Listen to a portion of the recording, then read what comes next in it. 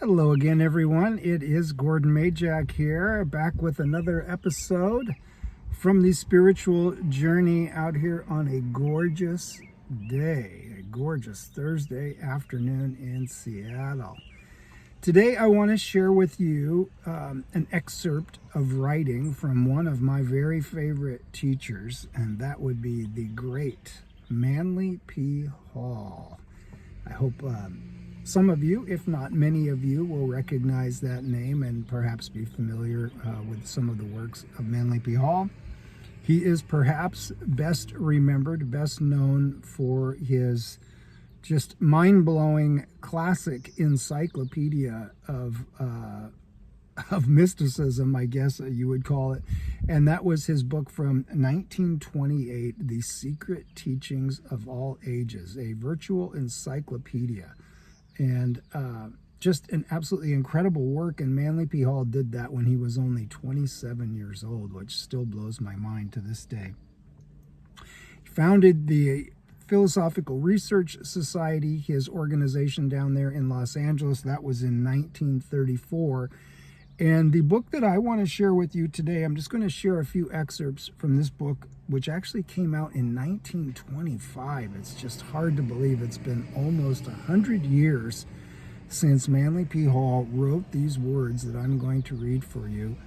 And it's just incredible that 100 years later, 99 years later, I guess, these words still ring so true. The book was called What the Ancient Wisdom Expects from Its Disciples. That was written by Manly P. Hall in 1925, as I said. And here is what I want to share with you. And I'm just going to jump around a little bit here from the first part of that book. The title of this particular section was A Warning to Esoterists. And he says, modern attitudes on life are not healthy, and organizations built up by unhealthy people cannot be normal. Commercialism has attacked every plane of society. It has entered into all the walks of life. Our race is money mad. It is insane on the subject of personal gain. It will give nothing to serve others, but will give everything to gain the knowledge which will make it possible for the mediocre to become a commercial power overnight. When correctly understood and properly used for the service of humanity, psychology, metaphysics, and new thought are highly commendable, and their truths are sorely needed by an ignorant humanity today. But what has happened? These names have been used to conceal all forms of mental, moral, spiritual, and physical infamy until everything we know of them today is a prostitution and commercialization of the truths for which they once stood.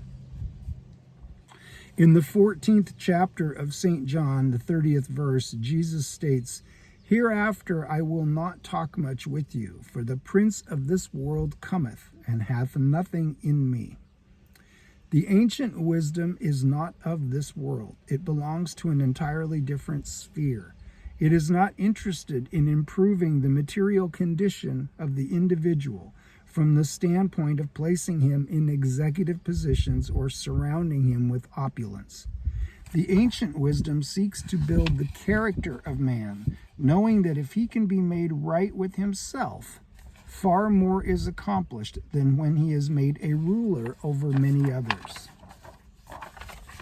Let us consider a few points toward which the ancient wisdom was adamant and modern religion is lax. We can pick them up from things going on around us all the time without even going into abstractions. In all things involving the acquirement of knowledge, the ancient wisdom says, first purify your own life. This means literally what it says.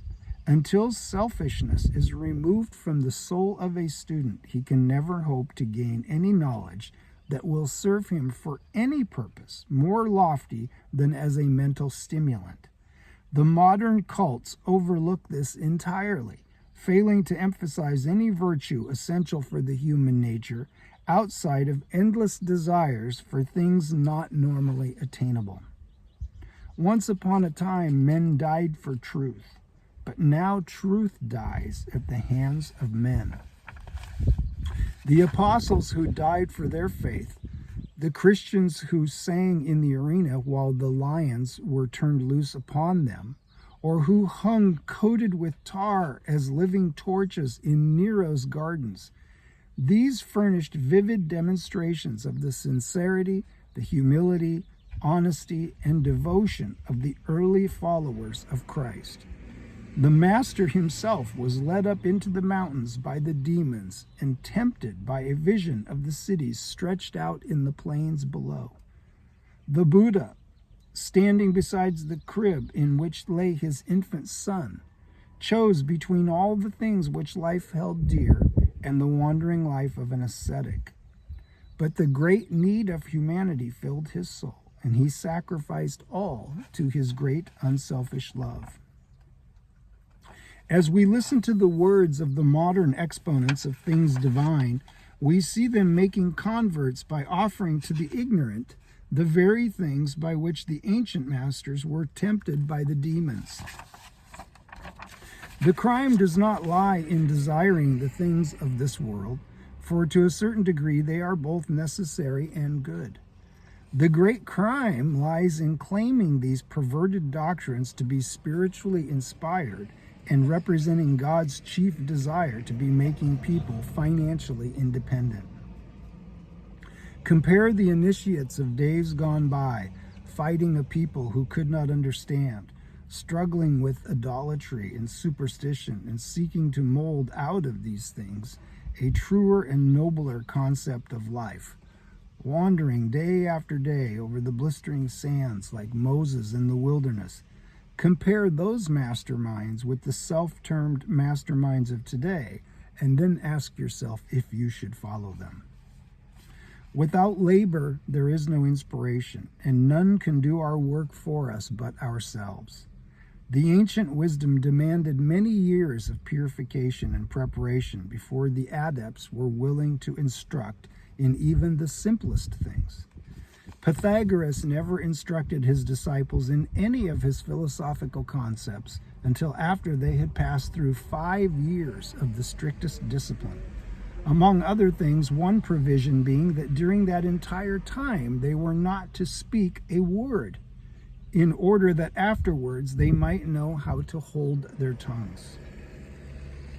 There is another class of people who go about discussing the infinite with ease and fluency, who as yet have never acquainted themselves with the finite. A most interesting rule of the ancient wisdom is that none of its initiates discuss the absolute. They explain the hypothesis of first cause, but state finally that no human being, themselves included, know sufficient concerning it to give an intelligent opinion or definition, and no wise man presumes to discuss that about which he knows nothing. When Buddha was asked concerning the absolute, he declined to discuss the subject. He was also silent concerning the gods, feeling that they were beyond the range of human intelligence. As a result, it has been said that he was an atheist, or at least a pantheist, when in reality it was his respect and reverence for deity that led him, in his sublime wisdom, to refrain from giving utterance to words whose very inadequacy would only defile. When the disciples of Socrates questioned him concerning the absolute, he also refused to discuss it, stating that it was beyond his wisdom and that it played no practical part in everyday life. But again and again, fools rush in where angels fear to tread, while the greatest minds ever evolved by the human race dare not speak for fear that they will desecrate that which is too sacred for words. Some person, with neither the record of accomplishment nor the prospect of anything better, seeks to impress the uninformed by glibly discussing things he knows nothing about.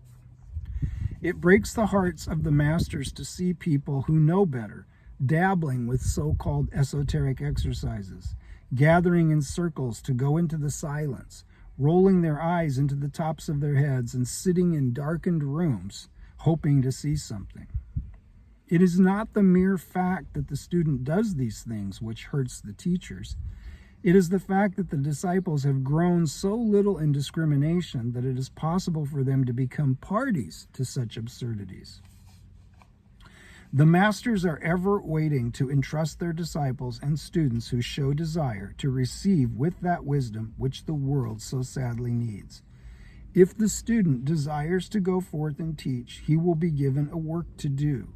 That is, if he will honestly, sincerely, and intelligently prepare himself for his labors. The ancient wisdom is sane.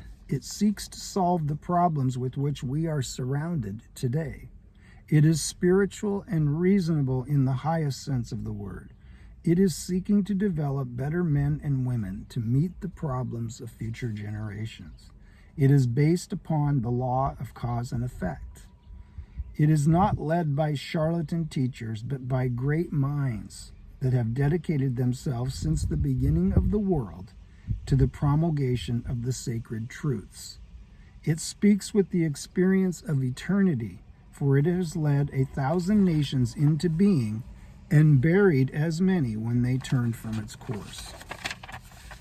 And finally, Manly P. Hall says, there is no greater honor than to be called to the service of this eternal wisdom, which was before the beginning and which will ultimately become the visible, exoteric ruling body of the planet. Through the doors of its temple, man passes from the temporal to the eternal, from ignorance to wisdom. It is strong and great, this ancient wisdom. It is the earth moistened with the waters of life in which are planted the seeds of doctrines, faiths, and religions. All these are dependent upon it for nourishment and growth. They blossom forth and are glorified, but the dark and mysterious soil in which they all grow is the ancient wisdom. From it they come, to it they will again return. They are temporal. It is eternal.